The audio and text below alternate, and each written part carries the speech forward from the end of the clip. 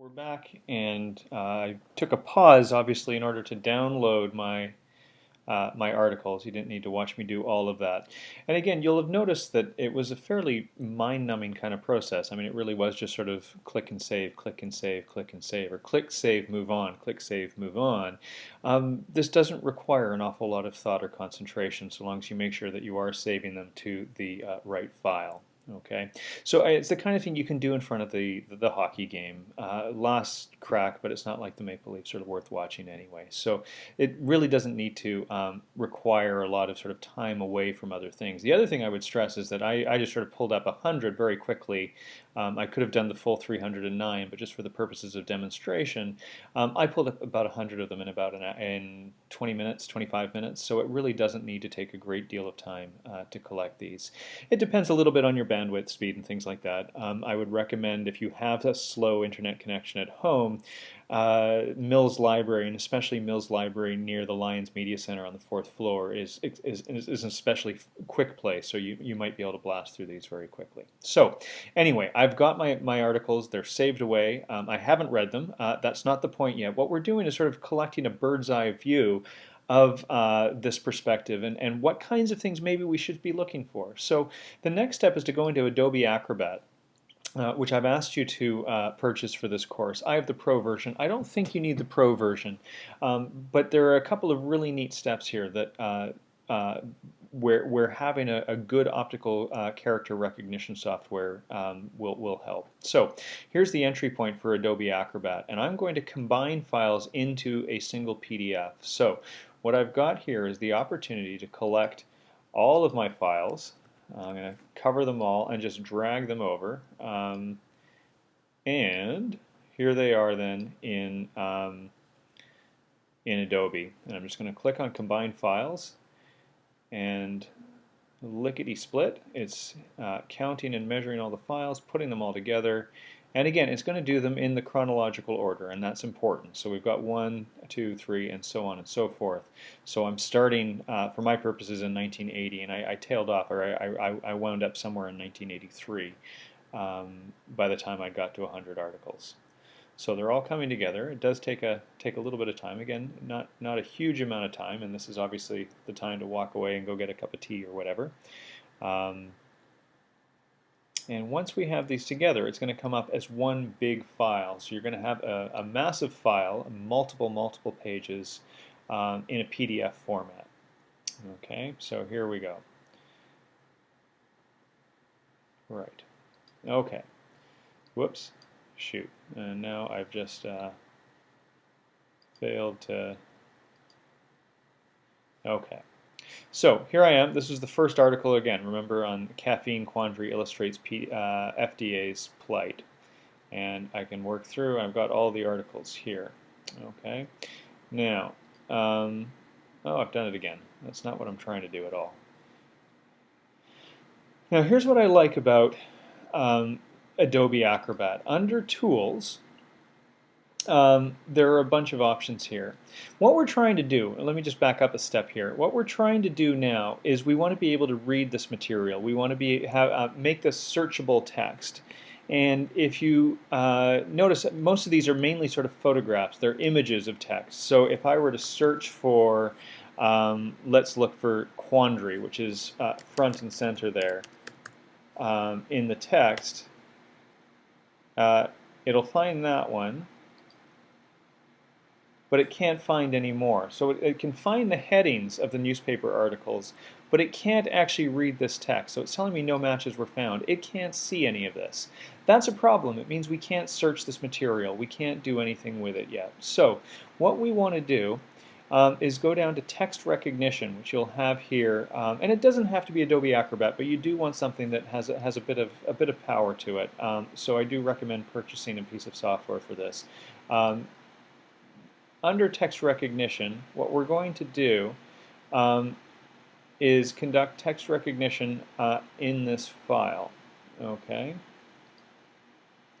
and we want to click on all pages, and what we're going to do is just run through the whole process. And now this takes a bit of time as well, so I think we're going to take a quick pause from the video, but we're slowly going to collect all the information.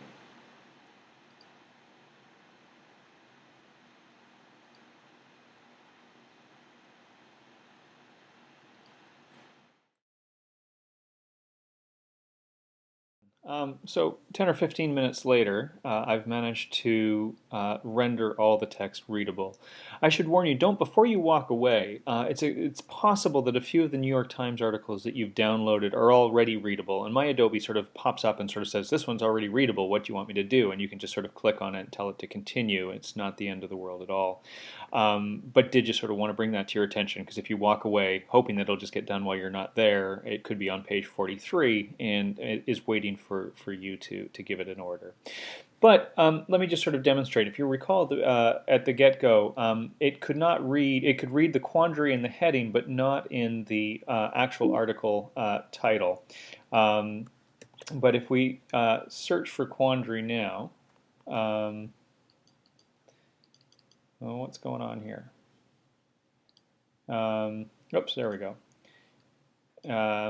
Let's close this off.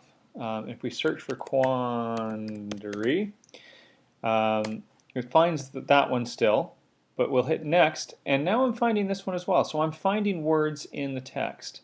Now this is about the FDA, so let's just type in administration.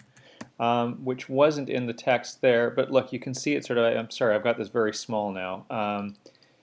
There we go.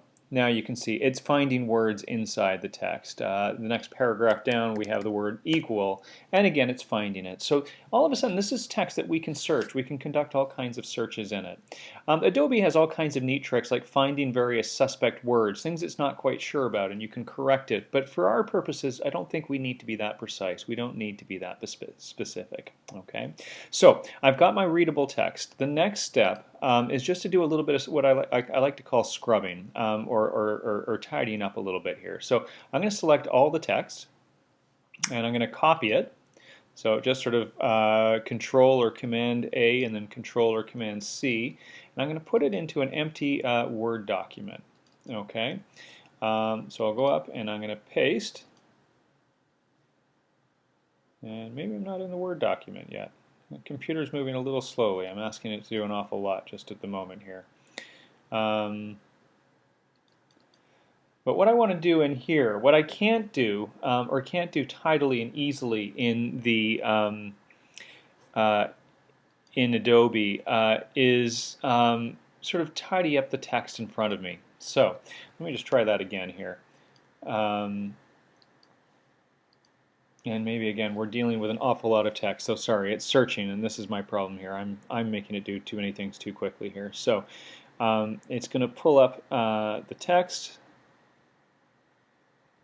and I'll give it just a second to do that, and I'm grateful for your patience. And now I'm going to move over to my Word document, and I'm going to paste it in here. So Apple or Command or Control V.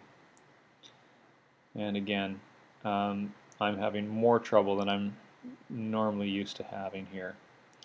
But again, I'll show you in a second, we're dealing with an awful lot of text, and that's part of the problem. So you do want to be a little bit patient. I don't think we're overtaxing computers by any stretch here. You shouldn't need new hardware or anything to do this, but I'm also filming and things at the same time. So anyway, here's my text sort of emerging or appearing on the page, and we can go up to the top of the page just to sort of show you again that I've again sort of I feel obliged on some level to show you that I'm not cheating or there's no sort of feint of hand here, sleight of hand.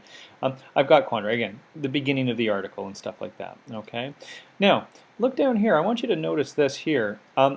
We've got 115,000 words. That's a small book, or actually a fairly modest-sized book. That's an awful lot of text that we're working with here. So all of a sudden, what we're doing with this material is trying to get a bird's-eye view of, in my case, the relationship between carcinogens and food in the early 1980s. I sort of topped off at about 1983, if you recall. So we can do all kinds of sort of searches and analysis with this material. But the first step is to get this Word document into workable order. One of the things we're going to work with is word clouds, which collect images of words and sort of look at their frequency in a particular body of text. And that gives us some sense of sort of relationships between words and sort of trends within the literature and things. But before we do that, I want to bring your attention to the fact that we have things like it might be this caption here, that this is reproduced with permission of the copyright owner, for the reproduction prohibited without permission. It's a certain irony that I'm showing you this in a film, but obviously this is just for learning purposes. The same thing appears on the next article, and so on and so forth. This is going to skew our data if we're looking at a word cloud. We're going to have words like reproduce and permission and copyright showing up again at least 100 times in this large Word document. So we want to try to get rid of those. Okay. So what I'm going to do is we're just going to conduct a variety of searches, and the easiest way to do that is just to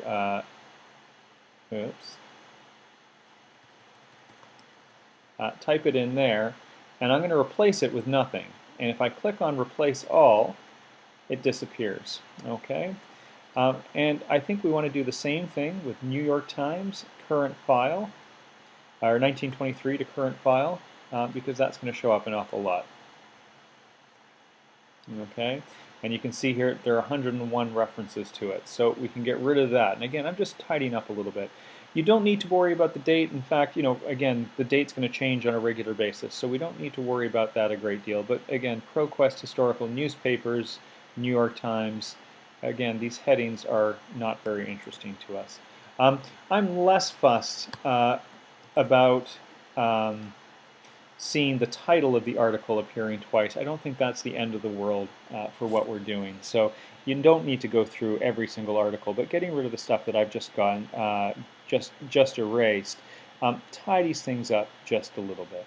Okay, so what we've done just now, we've gone through a couple of steps here. We've taken our multiple articles from the New York Times. We've combined them into one PDF file, and within that one PDF file, we've made it text. We've allowed for text recognition in Adobe. Okay.